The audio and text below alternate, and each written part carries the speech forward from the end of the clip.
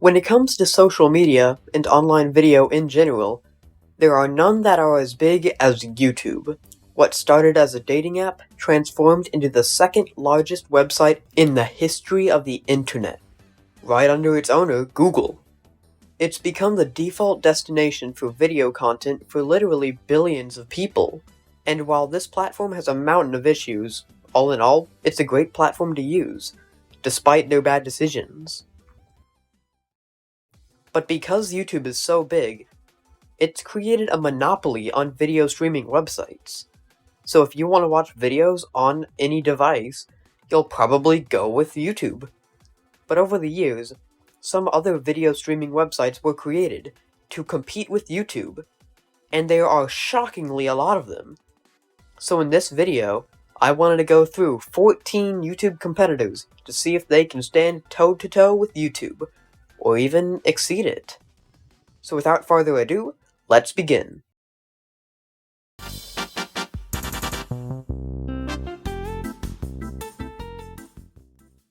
So let's start off with the most famous YouTube clone, Rumble. I'm sure most of you guys have gotten an ad for Rumble. They advertise themselves as a free speech, anti-woke platform. So you can already probably see what kind of content is going to be on there. They even say that they haven't changed their rules for posting in over 10 years. Well, here at Rumble, we try to keep our policies as simple and consistent as possible. Our policies hasn't changed much since 2013. Huh, I changed mine today. Yeah, they're bragging that their rules are 10 years old. What a flex. But I'm not gonna judge a book by its cover. Let's actually go on the website. And the first thing I see is this video. Woke South Carolina coach meltdown. Final Four buzzer beater for SDSU. Lamar Jackson drama. And it's the very first video on this brand new account. Not a great first impression, but I'm sure this site can't be all MAGA stuff. Let's go down to the live section. Newsmax TV Live. Real news for real people. 13 million views? I didn't even know that many people know what Rumble is. Oh, and this account's verified, I guess. I kinda like how the checkmark is like the Rumble logo. That's a nice touch. And next we have a Bible livestream, a Bible livestream, and a Bible livestream. Oh, and 3 extra Bible livestreams. That's a lot of diverse content. Okay, maybe the viral section will have some variety. End times, did you read the last chapter we do for you last call? From Evidence God is Real. Okay, so if you want evidence God is real, go to rumble.com. And only 16 views. I don't know which is weirder, the fact that only 16 people want to know evidence God is real, or that Rumble qualifies 16 views as viral. Northeastern Florida Bald Eagle Nest Cam. That's kinda cool, but only 34 views. Again, not viral. Sunday morning, April 2nd, from the South Shore Baptist Church. The Baptist Church makes live streams for Rumble? Friendly Squirrel likes to visit with Great Dane. That's cute, but still not viral. Power Slap? What the heck is a Power Slap? Oh, it's like wrestling, but it's only slapping the opponent. Why was this an entire section on the site? Jesus, look at that guy's face. How is this allowed? Okay, let's just check the leaderboard to see what is actually popular. Maybe everything else I've seen so far is just random videos. Let's see what is the main thing being consumed on Rumble. And the first result has Trump photoshopped onto a motorcycle. What did I expect? And it has over 100,000 views. Of course it does. And the second, third, and fourth videos are all super transphobic. That's enough Rumble for, the rest of my life. Let's move on to the next one.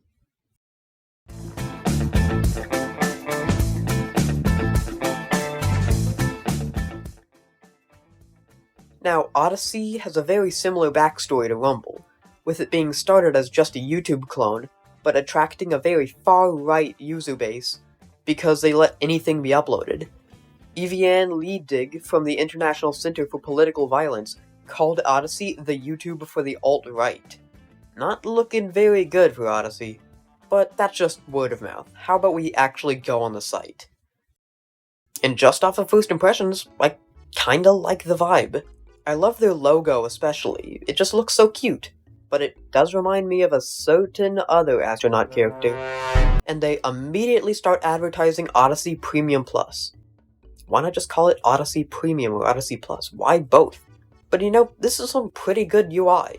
A nice red and gray color palette, designated sections for different kinds of videos. For a niche YouTube knockoff, this UI ain't half bad. And there's some pretty big names from YouTube also posting here.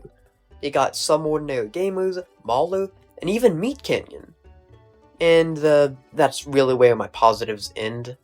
Similar to Rumble, this is also full of the most racist, sexist, homophobic idiots that were just so offensive that they got banned from YouTube and switched over to Odysee. Such as Awaken with JP and The Quartering. Those kinds of videos make up most of the site and really stop it from being a true YouTube competitor, and its user base is mostly just the alt-right. But still, the good elements are really good, and hopefully if they just clean up the site and get rid of all the awful stuff, it could feasibly be a competitor.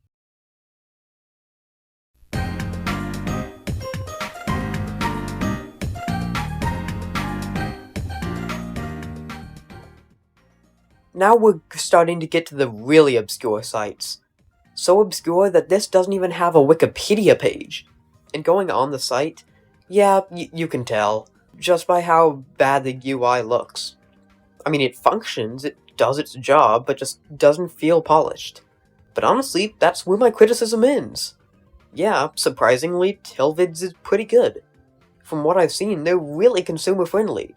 They don't even run any ads on the site, and they are entirely supported by donations. And on their content side of things, they focus on being a home for edutainment videos that are both fun, interesting, and incredibly educational. The kinds of videos a teacher would play in the classroom and everyone in the class would enjoy. That's a really cool way to diversify Tilvids from YouTube. Now you may ask how they can even afford to run the whole platform, because I doubt many people actually donate. And that's because they're owned by Framasoft, who makes the frameworks for social media platforms such as Blender. So yeah, I'm pleasantly surprised. Let's hope the next site can keep up this quality.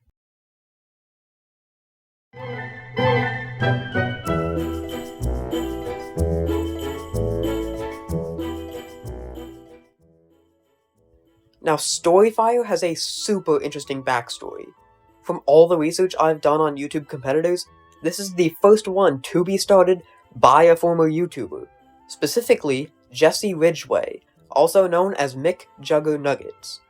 He started out making freakout videos in the early days of YouTube, before it was even bought by Google. But over the years, YouTube got more and more corporate, and Jesse just didn't like what YouTube had become. So he decided to make his own YouTube competitor, called Storyfire. And for a YouTube ripoff, this is some good UI. The whole site has such a big, professional, clean vibe.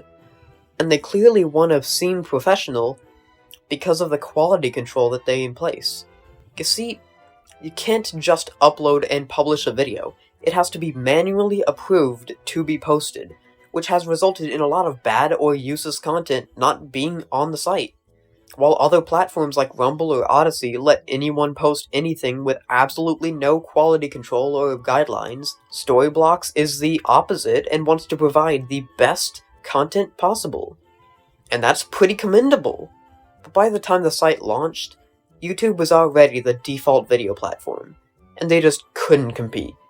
There wasn't that much to get people to switch platforms, and Jesse just couldn't afford to keep it running. So in 2020, he announced that Storyfire would be shut down the next year. But through some behind-the-scenes deals, he got funding and saved the site last second. So Storyfire was saved, for now. Jesse knew that Storyfire wouldn't survive for long if he didn't change anything about how the site worked.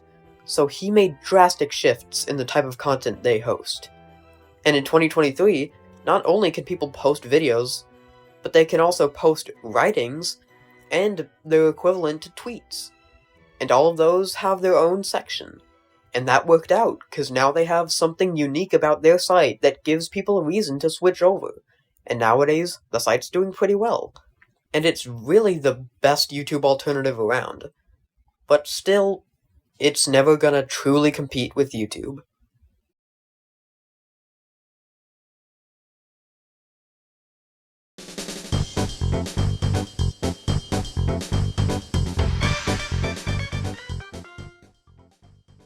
Now, most of YouTube competitors were started far into the 2010s, way after YouTube became the juggernaut of online video it's become.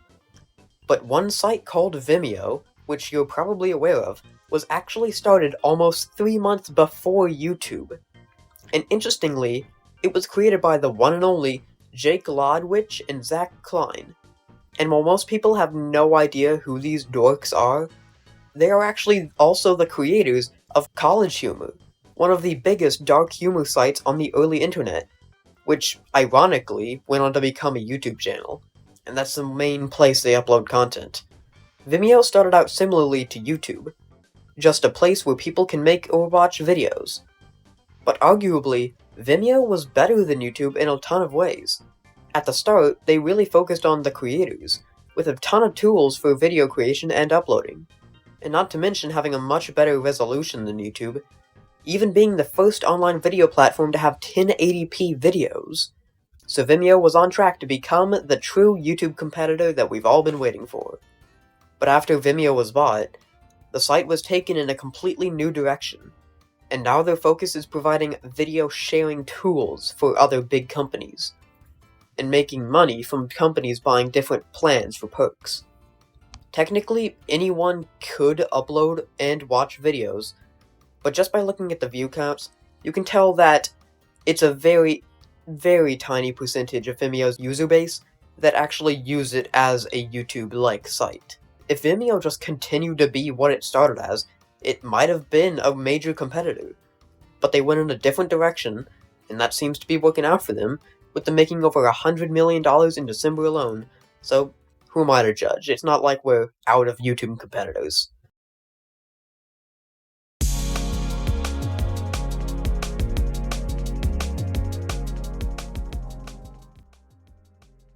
Now, Veoh has an incredibly interesting backstory. It was created by Dmitry Shapiro, who wanted to create a place for people to share content. To test the waters, he launched a hub site for movie trailers and commercials that could be watched at any time, so people didn't have to wait to see them on cable. And he managed to get investments from big companies like Warner Bros. And Intel. So a year later, the site was completely relaunched as a true YouTube competitor. It was a success, and even being the biggest video site in the mid-2000s, with a shocking 17 million users at its peak. But obviously, it was overtaken by YouTube and, I guess, Vimeo. And over the next few years, they saw a massive drop in users, and in 2010, they filed for bankruptcy, until they were bought 2 months later by Calypso Inc. And surprisingly, the site is still around today. And it does have a ton of 2005 YouTube charm, with the old-looking UI and homemade-feeling videos. It feels good to get away from the corporate nature of YouTube, and go on a site that looks like it came right out of 2006. It feels more like a time capsule than an actual active site at this point, especially since it's been completely abandoned by its parent companies. I mean, the privacy policy and terms of service haven't been updated since 2009. It's looking like Veoh might not be around for much longer. But still, I kinda like it. It's charming as a novelty. I wouldn't be caught dead using this as a legitimate YouTube alternative.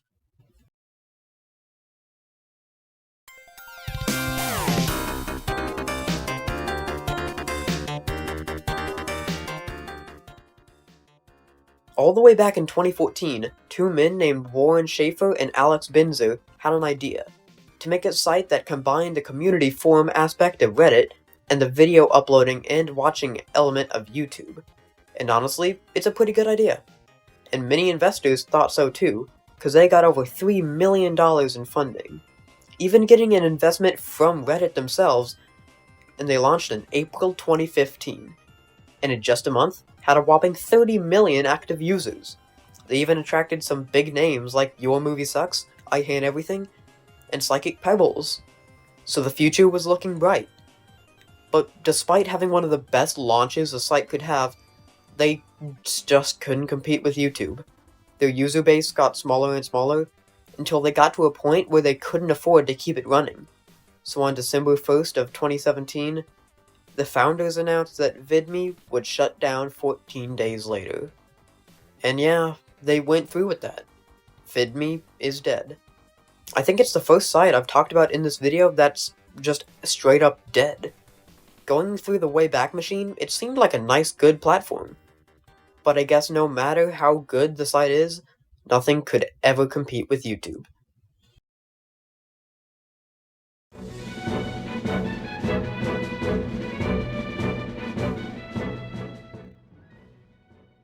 So this is a weird one, as it isn't really clear what it is. For my research, it's like YouTube, but each video also is an NFT, and they have blockchain to buy videos, I think. And for some reason they're powered by WebTorrent, which literally also powers the dark web. I'm not gonna risk downloading this app. Let's just go to the next one.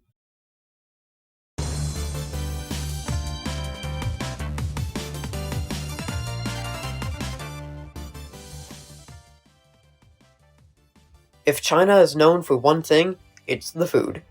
But if they're known for two things, it's just how much content is banned there. Winnie the Pooh, any time travel movie, Facebook, Instagram, Google, and of course, YouTube.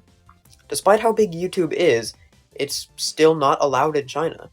So people living in China have no way of watching the amazing content we get in the US.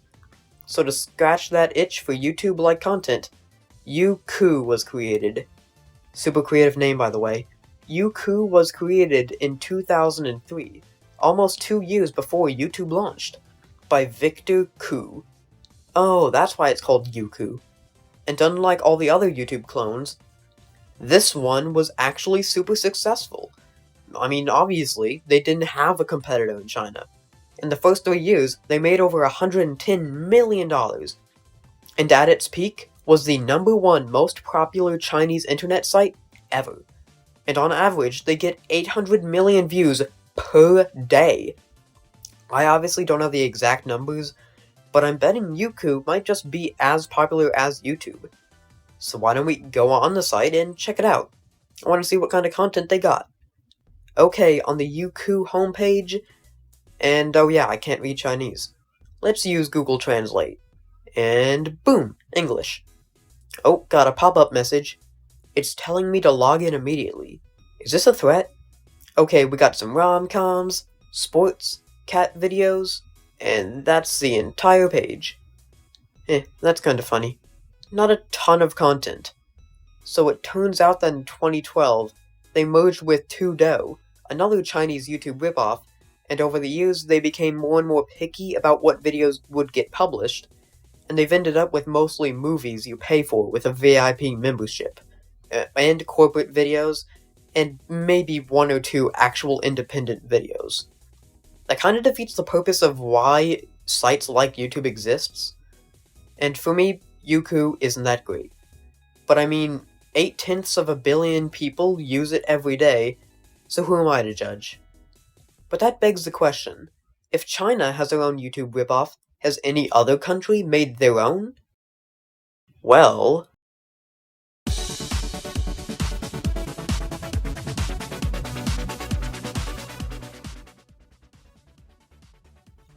Russia. The home of like every famous bootleg.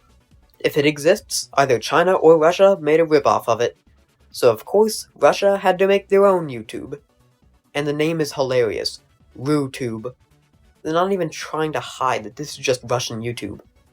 But unlike China, YouTube isn't banned in Russia, and it's looking like it'll stay that way. So Russian people can just use YouTube. Why would they use this?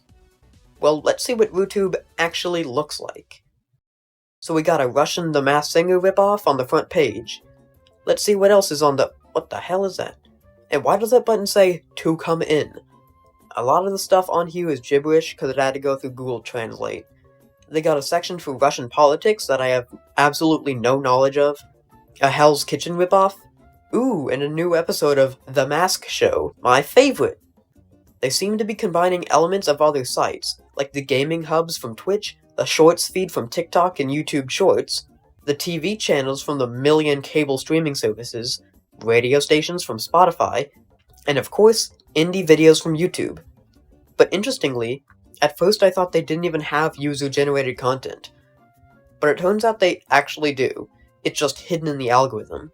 So I guess they want to present to newcomers as a fancy service by only showing people and recommending people fancy professional content. But they still let people upload. Compared to China's YouTube, it's not bad. But compared to YouTube, it sucks. It feels like a site trying to be the next big thing by having every kind of content, but just ending up with none of it feeling that well made. And those are a few of the most prevalent YouTube ripoffs. There's obviously many more, like D.Tube, which is the home of InfoWars, Bittube, the worst YouTube clone I've ever seen, and of course, TikTok, Twitch, and Kick. But I just didn't have a ton to say about them, because most of them all blend together, along with most of these other YouTube ripoffs. And there's nothing really unique about most of them.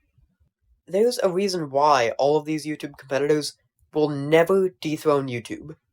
And that's because they just all lack the sheer amount of content YouTube has.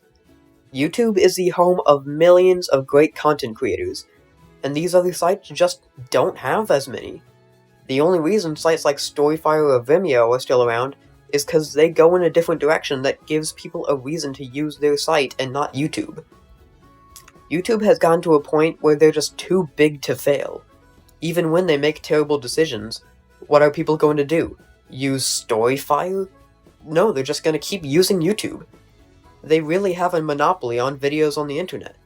So while most of these clones aren't even that good, I'm glad all of them exist, just to give at least some variety and competition in the space of online video.